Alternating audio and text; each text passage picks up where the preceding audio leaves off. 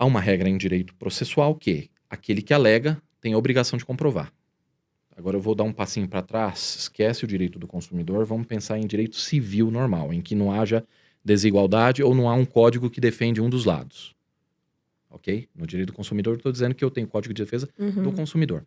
Mas se eu estou dirigindo meu carro e tem meu vizinho que está dirigindo um outro carro, não tem código de defesa do Haroldo, certo? O Código Civil, ele não está fazendo diferenciação entre eu e o meu vizinho. Então, se tiver um acidente entre os dois carros, e eu estou dizendo, olha, foi ele que ultrapassou o farol vermelho e atingiu o meu carro, eu estou alegando, então eu tenho a obrigação de comprovar. É o famoso ônus da prova. O ônus é daquele que alega. Essa é a regra. Só que quando chega no direito do consumidor, como eu disse, se há verossimilhança naquilo que a gente está alegando como consumidor, se há essa hipossuficiência, essa prova muitas vezes é diabólica, como a gente fala, o juiz pode inverter o ônus da prova e falar, então, empresa, é o seguinte, é o Haroldo que está alegando isso, mas você que tem que comprovar o inverso. Que não é. Isso é muito bonito, isso é um avanço, sabe? O nosso Código de Defesa do Consumidor, ele é elogiadíssimo internacionalmente. Porque Sério? a gente trouxe, sim.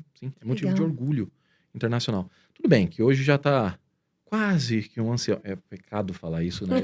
Eu sou bem mais velho que o Código de Defesa do Consumidor, mas o pessoal fala que é quase um ancião. Ele é de 1990. Mas assim, quando saiu, realmente foi coqueluche, assim, uma coisa assim, elogiadíssima, e ainda hoje. Então, o direito do consumidor, o Brasil é muito forte em direito do consumidor. Então, ele traz essas prerrogativas. Ele desequilibra um pouco a balança logo no começo. Para quê? Porque aí sim eu tenho maiores chances de alcançar a justiça. É como se falasse o Usain Bolt. Só que é o seguinte, você espera 8 segundos primeiro.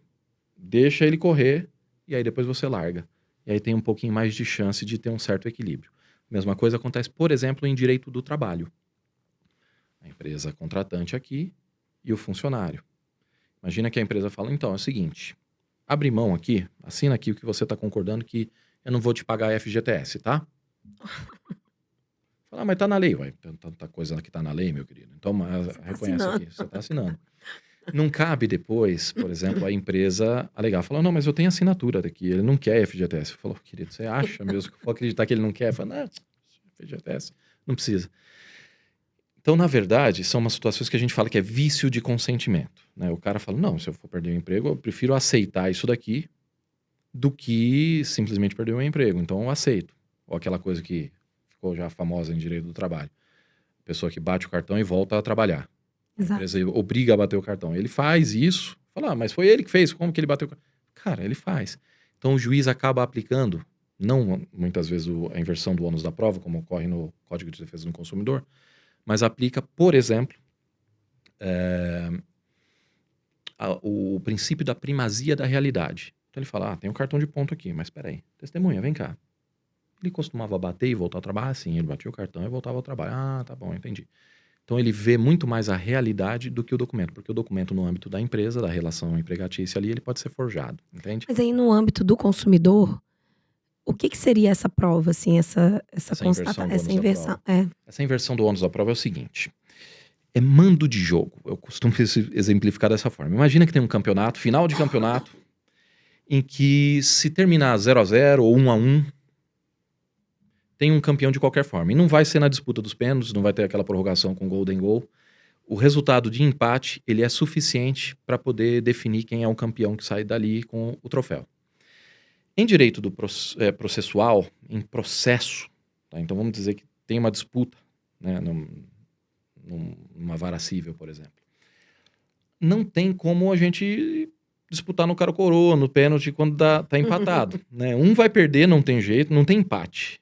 Concorda? Imagine que eu processo a Cláudia. Se eu não conseguir provar aquilo que eu queria, eu vou perder. Ainda que eu não, assim, você não ganhe nada, digamos assim, eu perdi, porque eu deixei de ganhar aquilo que eu estava objetivando. Ou o inverso, né? Então, a regra é essa. Via de regra, o Haroldo está acusando a Cláudia, falou que aconteceu alguma coisa, ele tem que comprovar. Se ele não comprova, ele perde. O que o Código de Defesa do Consumidor propõe nessas situações que eu comentei, ou seja, verossimilhança, hipossuficiência e tal, é que inverte. Que eu entro com processo, eu alego uma coisa. Ainda que eu não consiga comprovar, na verdade seria como se a Cláudia tivesse que comprovar a inocência. E se ela não conseguir comprovar, ela perde. Então eu nem preciso marcar 1-0, entende? Uhum. Via de regra, em todo o processo, se ficar 0-0, ou seja, ninguém comprovou nada, aquele que está alegando, ele perde. O 0-0 é ruim para quem está alegando, para quem está entrando com a ação, para quem está tentando uma indenização, por exemplo.